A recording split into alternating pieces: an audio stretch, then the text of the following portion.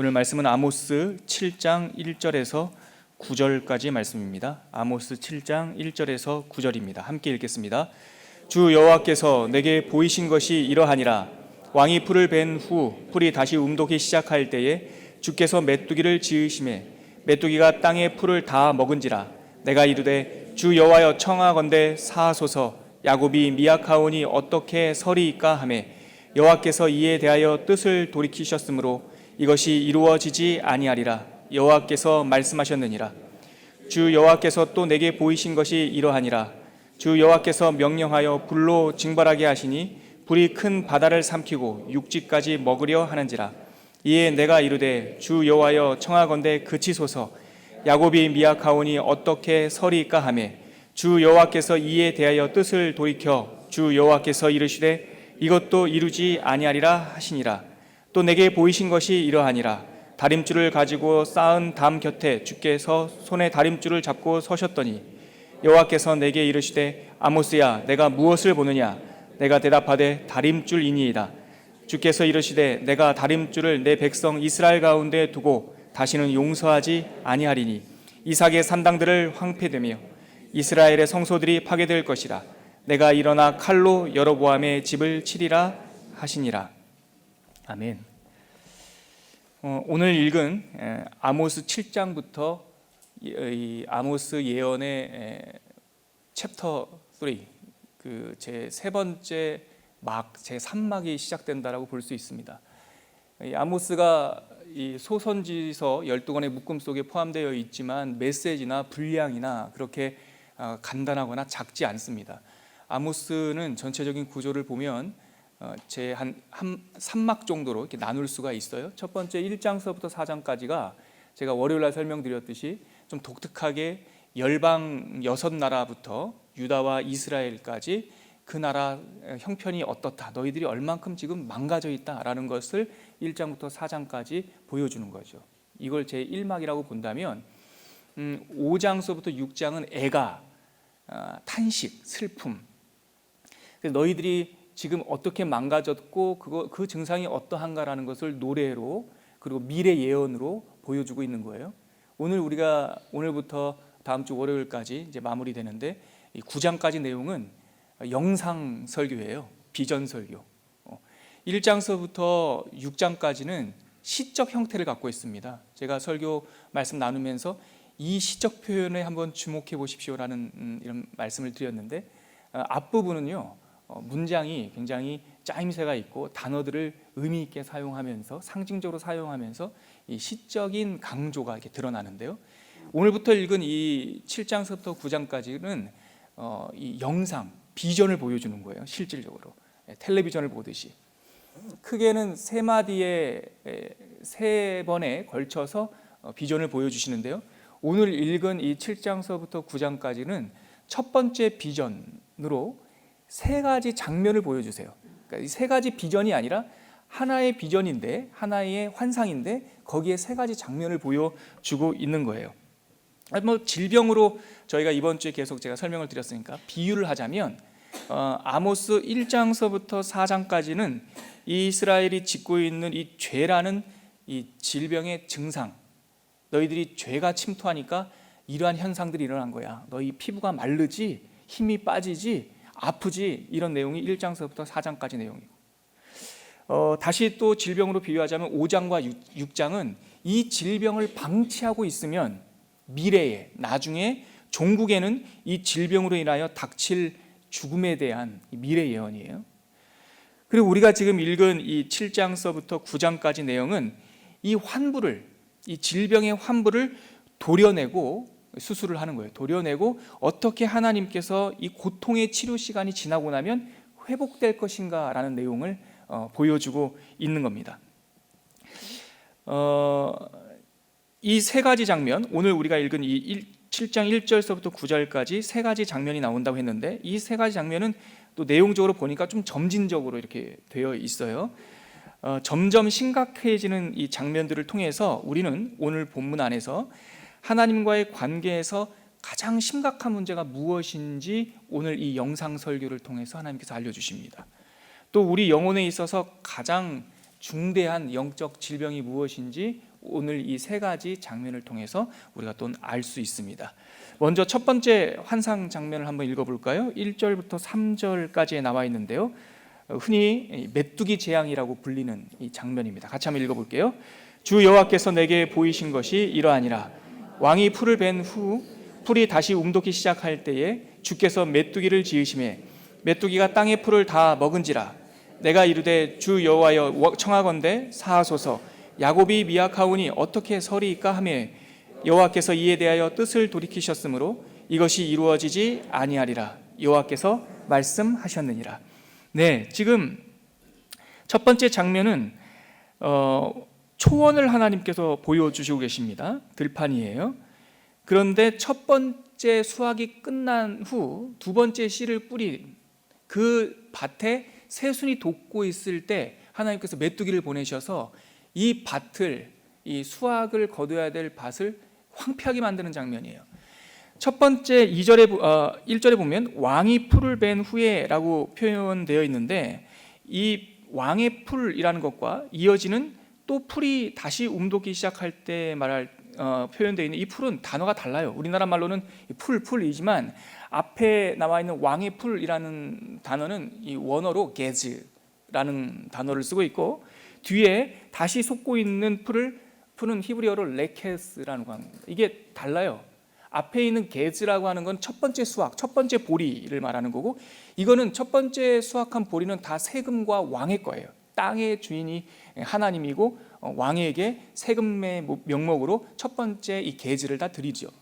그러고 나서 그 밭에 다시 씨를 뿌려서 두 번째 수확을 걷게 되는데, 그것을 레케시라고 하는데, 이것은 늦은 곡식이라는 뜻이죠.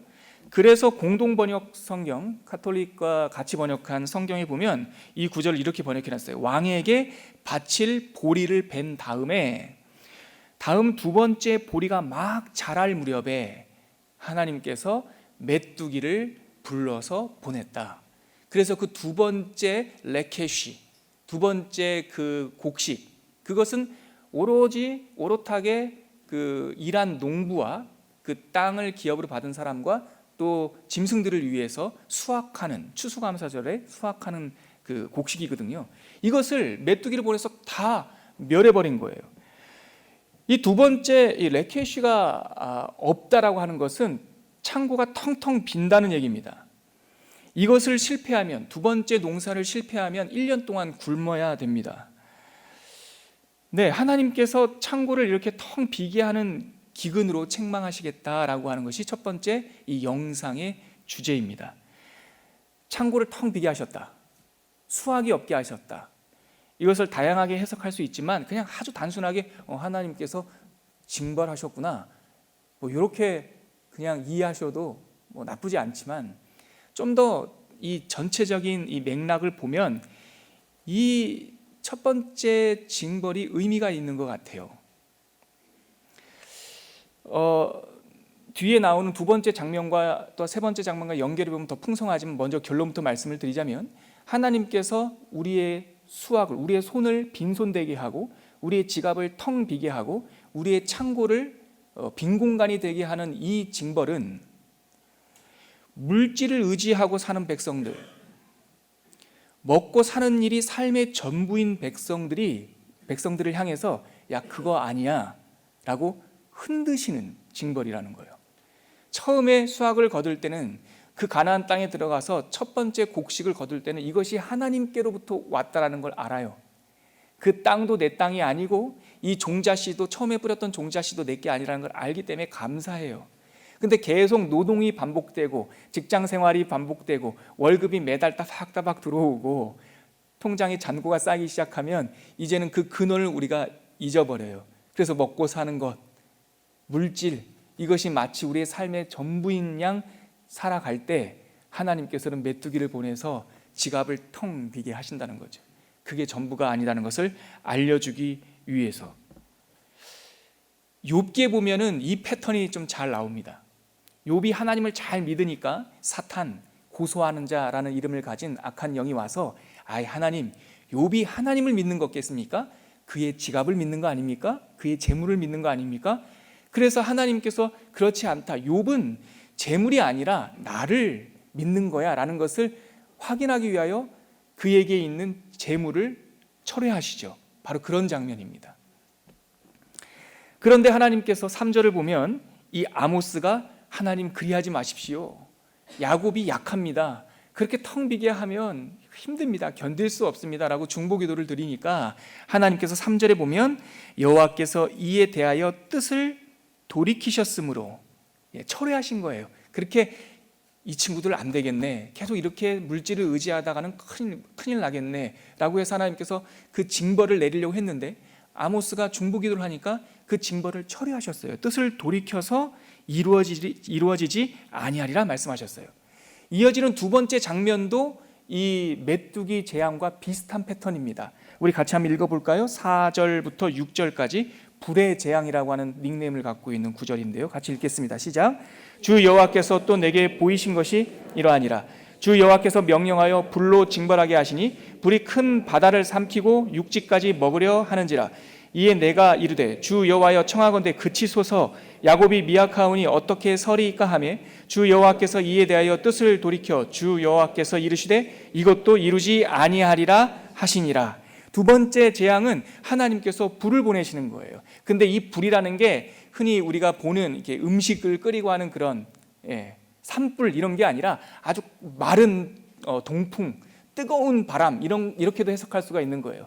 그런데 이게 단순히 무엇을 태운다라고 하는 이런 불이 아니라 마르게 하는 거라는 것을 뒤에 보면 알게 되는데 하나님께서 이 불을 보내시니까 첫 번째 하는 것이 바다를 마르게 하세요. 이거는 우리가 보는 대양의 의미도 있지만 갈릴리 호수와 같은 담수를 담고 있는 이 물, 큰 물 저수지를 말할 수가 의미를 할 수가 있어요. 그러니까 하나님께서 불을 보내서 물을 다 마르게 하는 거예요.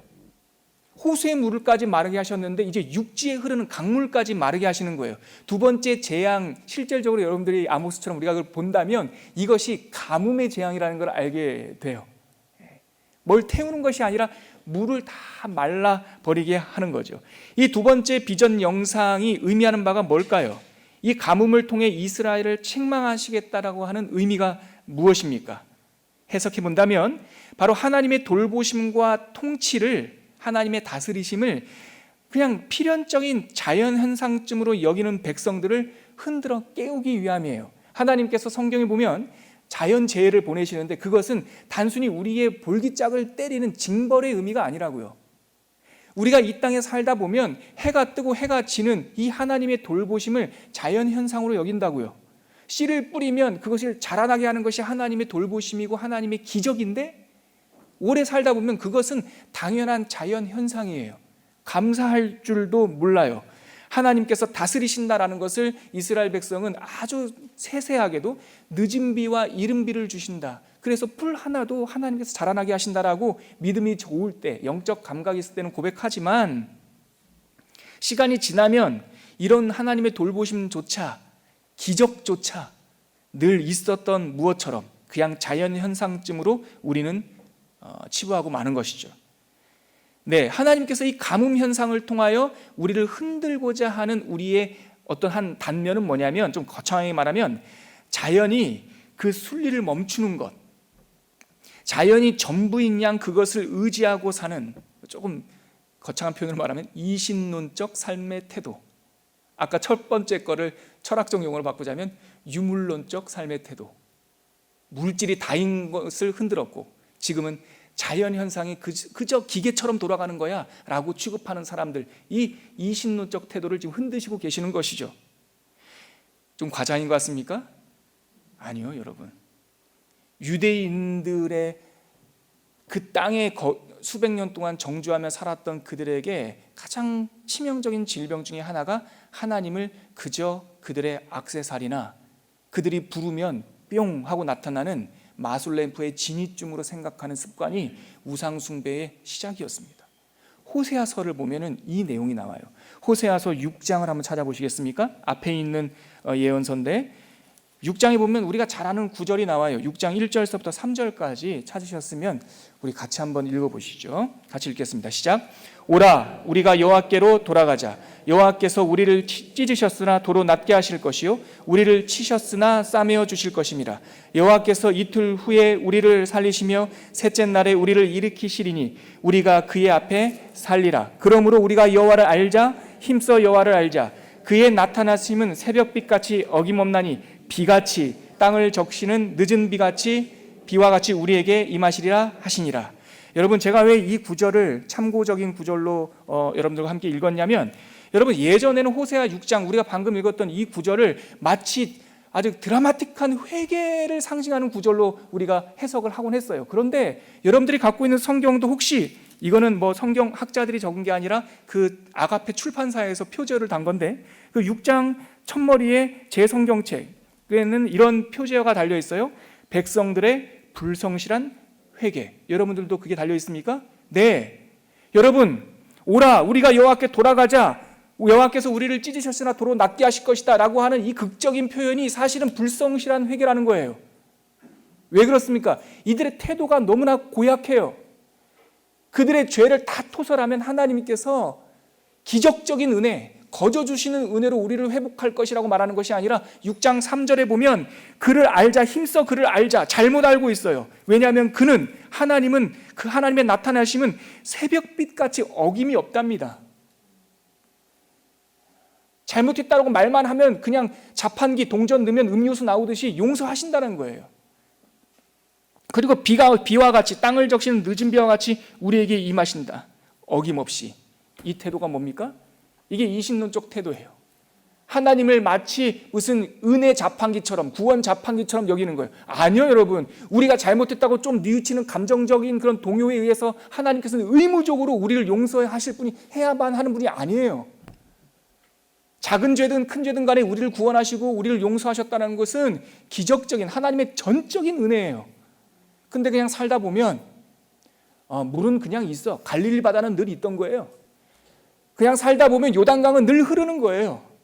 그래서 그것이 마치 나의 자연적 지식, 나의 경험을 통해서 하나님은 이제 필요 없는 사람이 존재가 되는 거예요. 하나님께서 그럴 때 자연재해를 주십니다.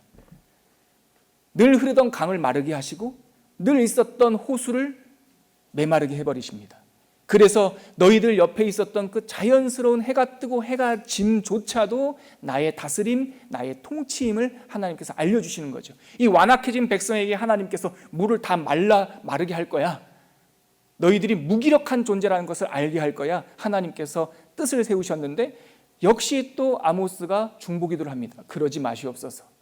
하나님, 야곱이 연약하여 설 수가 없습니다. 그러니 다시 한번 6절에 보니까 똑같은 패턴으로 하나님께서 이에 대하여 돌이키셔서 주 여호와께서 이르시되 이것도 이루지 아니하리라 말씀하십니다. 그런데 세 번째 장면은 조금 패턴이, 양상이 다릅니다. 우리가 흔히 다림줄 환상이라고 자주 설교 듣던 그 대목입니다. 앞에 나오는 이 두 장면과 떨어져 보면 조금 내용이 축소될 수 있어요. 그러나 이 세 가지 장면의 하나의 환상으로 묶어서 보면 이 다림줄 환상을 통하여 하나님께서 우리들에게 돌이킬 수 없는 문제가 있다는 것을 알려주세요. 물질의 문제에 대한 그것도 내가 돌이키마. 너희가 나를 자연현상쯤으로 여기는 것조차도 내가 돌이키마. 그런데 결코 돌이킬 수 없는 문제가 하나 있다. 내가 결단코 용서할 수 없는 문제가 하나가 있다는 것을 이 환상으로 보여주십니다. 7절에서 9절인데요. 같이 한번 읽겠습니다. 또 내게 보이신 것이 이러하니라. 다림줄을 가지고 쌓은 담 곁에 주께서 손에 다림줄을 잡고 서셨더니 여호와께서 내게 이르시되 아모스야, 내가 무엇을 보느냐? 내가 대답하되 다림줄이니이다. 주께서 이르시되 내가 다림줄을 내 백성 이스라엘 가운데 두고 다시는 용서하지 아니하리니 이삭의 상당들이 황폐되며 이스라엘의 성소들이 파괴될 것이라. 내가 일어나 칼로 여로보암의 집을 치리라 하시니라. 하나님께서 세 번째 시청각 교제, 세 번째 영상을 보여주십니다. 그리고 이번에는 양상이 달라요. 하나님께서 먼저 아모스에게 묻습니다. 아모스야, 네가 무엇을 보고 있느냐? 네 눈에 지금 뭐가 보이느냐? 예, 아모스는 대답합니다. 네, 하나님 당신께서 건축에 쓰는, 담을 지을 때 쓰는 다림줄을 들고 쌓아진 담 곁에 서 계시군요. 그러자 하나님께서 이렇게 말씀하십니다. 그렇다, 이 다림줄을 내가 내 백성 이스라엘 가운데 두어 다시는 용서하지 아니하리라. 이것은 물질의 문제가 아닙니다. 물질의 죄악, 이 탐욕, 이것은 쉽게 드러나는 죄악이에요.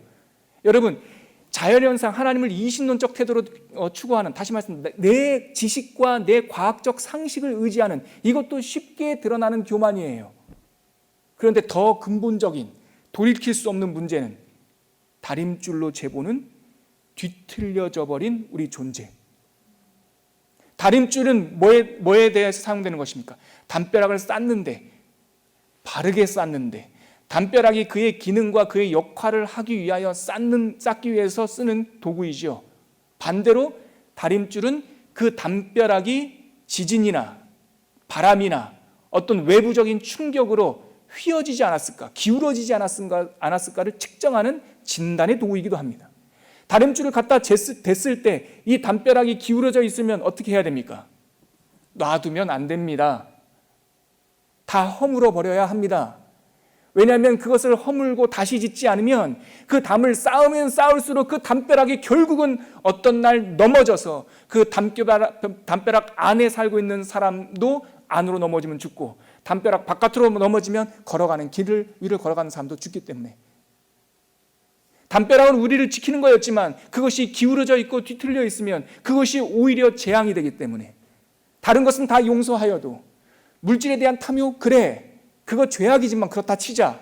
지식에 대한 교만, 그렇다 치자. 그러나 니네 자신이 뒤틀려진 것은, 어그러진 것은 도대체 돌이킬 수가 없다.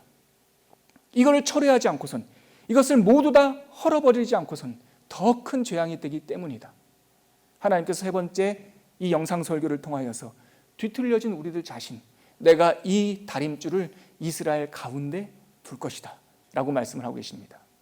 그런데요, 제가 어제 이 말씀을 묵상하다가 올 봄이었던가 어떤 그 식탁 자리에서 제가 옆에서 들었던 한 형제님의 대화가 문득 떠올랐어요. 식사의 자리에서 그 형제님이 어떤 분에게 말씀하시는 게 저에게 들려왔는데, 이분은 비즈니스를 하시는 분이에요. 근데 이렇게 답답한 얘기를 하더라고요. 목사님, 차라리 예수 안 믿는 사람들 상대하기가 좀 좋습니다, 비즈니스 할 때.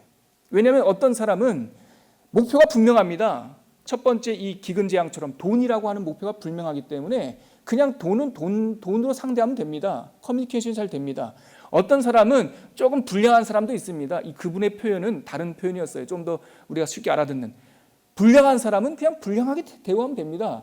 근데 제일 고약한 게 하나님의 이름을 거들먹거리면서 비즈니스 하려고 하는 고약한 사람들입니다. 입만 열면 성경 얘기하고 입만 열면 하나님 얘기하는데 그 안에는 탐욕이 더욱더 가득해서 하나도 손해보려고 하지 않고, 손해보라는 말이 아니라 5대5 정확하게 나누려고 하는데 더 탐욕이 들끓고 있어서 이 사람은 더 상대하기가 어렵습니다. 아주 비즈니스 할 때 고약합니다. 제가 어젯밤 말씀을 묵상하는데 이 세 번째 장면에서 이 형제가 얘기했던 그분이 떠오르는 거예요. 기울어져 버렸어요. 말은 그럴싸하가 해요. 주님 은혜다, 주님 은혜다 그러는데 은혜에 대한 보답도 없어요. 하나님께서 그것은 돌이킬 수 없다 말씀하십니다. 그건 내가 좀 허물어야겠다. 그리고 허물고 다시 지어야겠다.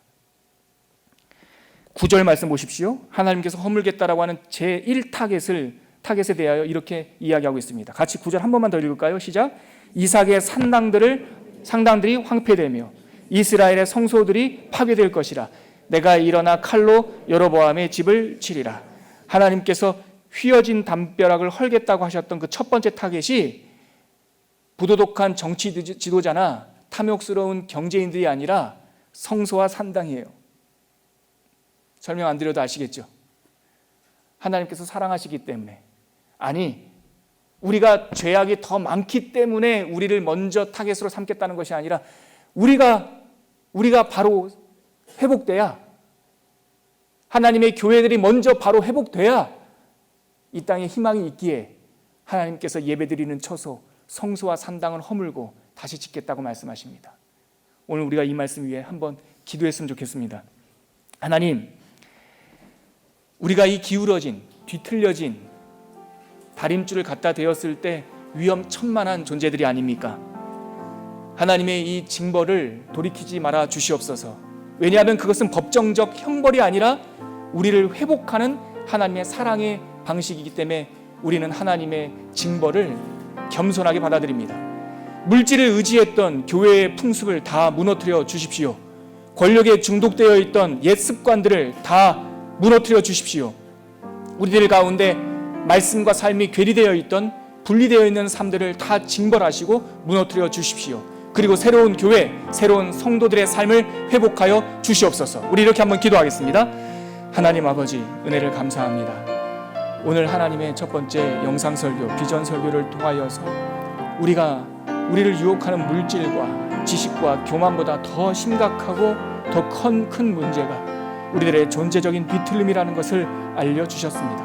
하나님 아버지, 우리 가운데 범죄해어 있고, 하나님 아버지, 우리 가운데 어그러져 있는 모든 것들, 위험천만한 것들 다 무너지게 하여 주시고 새로운 하나님의 백성들, 새로운 하나님의 교회를 세워 주시옵소서. 하나님 아버지, 오늘 눈에 환하게 보이는 비전 설교를 통하여서 우리에게 분명한 메시지를 주시니 감사합니다.